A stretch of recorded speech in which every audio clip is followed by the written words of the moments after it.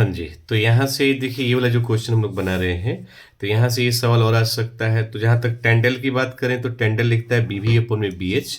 तो बीवी अपॉन में बीएच कौन सा है? तो option B is the correct answer. तो यहाँ से देखें आप, बीएच का जो वैल्यू हमने निकाला है बी कॉस डेल, और बीवी का जो वैल्यू हम लोग निकाल रहे हैं बीवी का, तो ये हमारे पास ये भी आ जाएगा बीई साइन डेल। ठीक है, जिसके साथ एंगल नहीं बनता वो साइन होता है, जैसा कि आपको पता है। अब इन दोनों इक्वेशन को ना बाबू स्क्वायर करके जोड़ दीजिए, तो ये क्या हो जाएगा, बी स्क्वायर एच प्लस का बी स्क्वायर भी इज इक्वल टू, ये बी स्क्वायर ई हम कॉमन ले लें तो ये हो जाएगा आपका साइन स्क्वायर डेल प्लस कॉस स्क्वायर डेल। इसका रिजल्ट 1 होता है, तो हम आपसे कहेंगे B square H plus B square भी is equal to B square E. यहाँ से भी क्वेश्चन आने के चांसेस बन जाते हैं।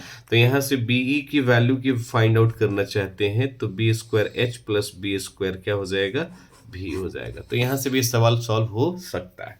ठीक है, तो 25 नंबर सवाल भी आप करके देख लीजिएगा, मे बी क्वेश्चन सॉल्व हो जाएगा। आइए नेक्स्ट बात हम करते हैं भैया सेल्फ इंडक्टेंस की। तो सेल्फ इंडक्टेंस से भी क्वेश्चन आने के चांसेस बनते हैं। देखिए, सेल्फ इंडक्टेंस की यदि हम बात करते हैं तो पहले ही लिख रखा है सेल्फ इंडक्टेंस का यूनिट याद रखिएगा, हेनरी होता है सेल्फ इंडक्टेंस। सेल्फ इंडक्टेंस इसका यूनिट याद रखना है, यूनिट याद रखना है हेनरी होता है ना। और 1 मिली हेनरी में बाबू 10 का पावर -3 हेनरी होता है। तो आप भी बता दो 1 हेनरी में कितना होगा, ये माइनस इधर आएगा तो प्लस का 3 मिली हेनरी हो जाएगा। तो 1 हेनरी में इतना भी सवाल हमारे पास आ जाता है, तो इस बात का ध्यान रखिएगा। और चूंकि उसमें 5 प्रोपोर्शनल आई था, तो 5 इज इक्वल टू कितना हो जाएगा, L I. L is equal to कितना हो जाएगा, 5 अपॉन में आई। एल को ही हम सेल्फ इंडक्टेंस कहते हैं। ठीक है, ये दिमाग में भी रख लेना है, सेल्फ इंडक्टेंस इसको कहते हैं। ठीक है, तो ये फॉर्मूला अपने को याद रखना है। तो यहाँ से आप चाहें तो इसका यूनिट डायमेंशन भी लिख सकते हैं, यूनिट डायमेंशन भी आता है। अब क्वेश्चन एक और रहता है भाई कि इंडक्टिव रिएक्टेंस क्या है। तो देखिए यहाँ से इसको एक्सेल से, इंडक्टिव रिएक्टेंस एक्सेल से रिप्रेजेंट करते हैं। एल ओमेगा इसका कंसेप्ट है। एल ओमेगा की जगह पर हम 2 पाई न्यू भी रख सकते हैं। तो एक्सेल का फॉर्मूला हो जाएगा 2 पाई न्यू इंटू में एल। कहीं कहीं पे 2 पाई न्यू की जगह पे लोग बाग एफ एल भी लिखते हैं, तो 2 पाई एफ एल भी लोग कह देता है। ठीक है, इंडक्टिव रिएक्टेंस हो, इसका भी यूनिट हम ओम लिखते हैं, याद रखना है। यूनिट हम क्या लिखते हैं, ओम लिखेंगे।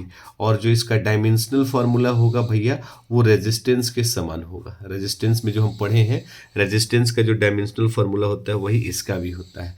इसी में एक कैपेसिटिव रिएक्टेंस एक्सी होता है, वो होता है 1 अपॉन में सी ओमेगा। इसको भी थोड़ा सा लिखें तो ओमेगा की जगह पर क्या लिख सकते हैं, फिर से 2 पाई न्यू। तो यहाँ से एक्सएल एक्सी, ध्यान दीजिएगा, चाहे एक्सएल हो, चाहे एक्सी हो, चाहे जेड हो, माने इम्पीडेंस हो, कैपेसिटिव रिएक्टेंस हो, इंडक्टिव रिएक्टेंस हो, इन सभी का जो यूनिट होता है ना बाबू एक ही होता है, और वो ओम होता है। ये सब के सब हमारे रेजिस्टिव होते हैं।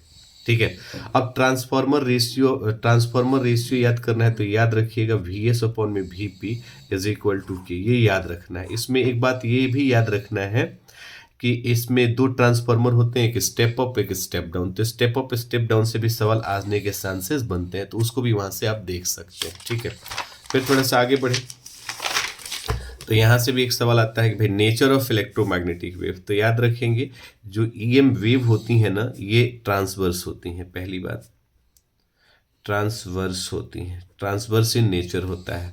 ठीक है, इलेक्ट्रोमैग्नेटिक वेव। एक चीज इसमें और याद रखेंगे कि इसका जो डायरेक्शन है, ईएम वेव का जो डायरेक्शन है वो होता है भैया parallel to E cross B.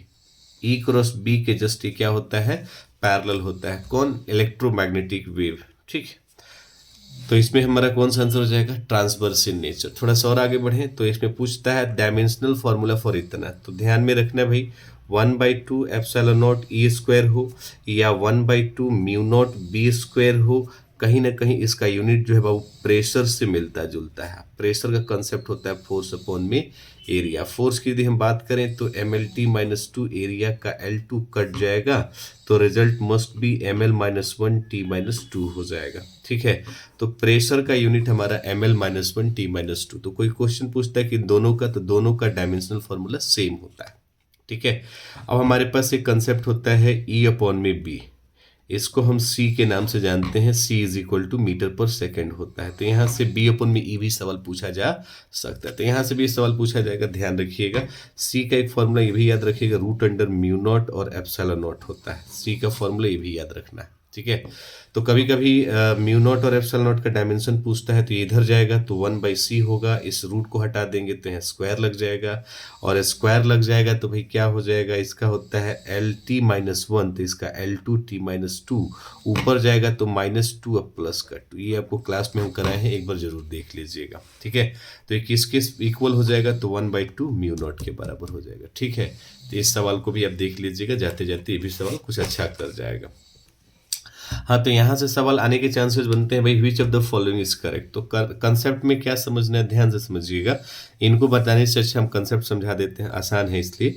ये 1101 ऐसे आया हुआ है, मान लीजिए कि यहाँ 2 है, तो सबसे पहले क्या करते हैं ना, वो लेफ्ट साइड में पहला डिजिट ले लेते हैं, इसको ढक के देखते हैं कितनी बार लिखा है। तो 1 2 3 4 बार लिखा है, तो मल्टीप्लाई करके उसका पावर चढ़ा देते हैं। फिर सिमिलरली प्लस करके 1 × 2 का पावर 3 करते हैं, फिर 0 × 2 का पावर 2 करते हैं, फिर 1 × 2 का पावर 1 करते हैं, 1 × 2 का पावर 0 करते हैं। आपको समझाएं।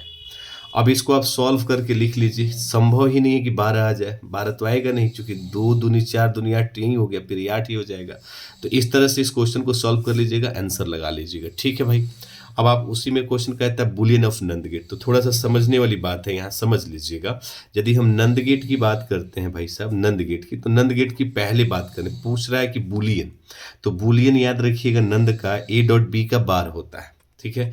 हम सारा कंसेप्ट ही लिख देते हैं, आप याद रखिएगा। सबसे पहले बात करेंगे और गेट की, तो पहला चीज कि इस तरह का लिखा हो तो इसको हम और गेट कहते हैं, ठीक है भाई।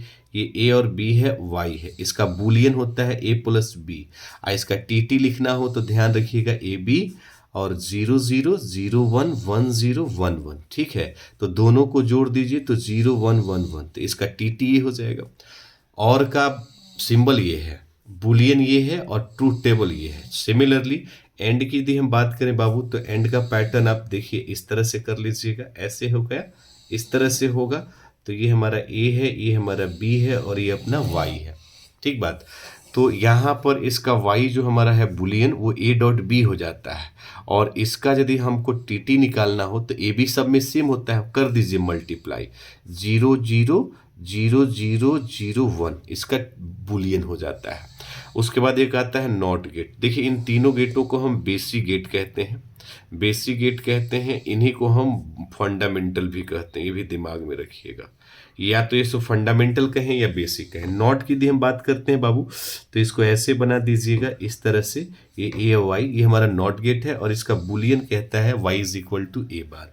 A का वैल्यू मान लीजिए 1 0 है, तो Y = A बार करेंगे तो 0 1 हो जाएगा, ठीक है। इसका TT है। ठीक ऐसे ही हमारे पास अब यूनिवर्सल गेट आ जाता है ना, यूनिवर्सल गेट आ जाता है। तो यूनिवर्सल गेट में हमारे पास पहला आ जाता है नंद गेट, है ना, नंद गेट। तो नंद गेट बनता कैसा है, सुन लीजिएगा। पहले आप सिंपल एंड बना दीजिए, और यहाँ पर एक सर्कल लगा दीजिए, इस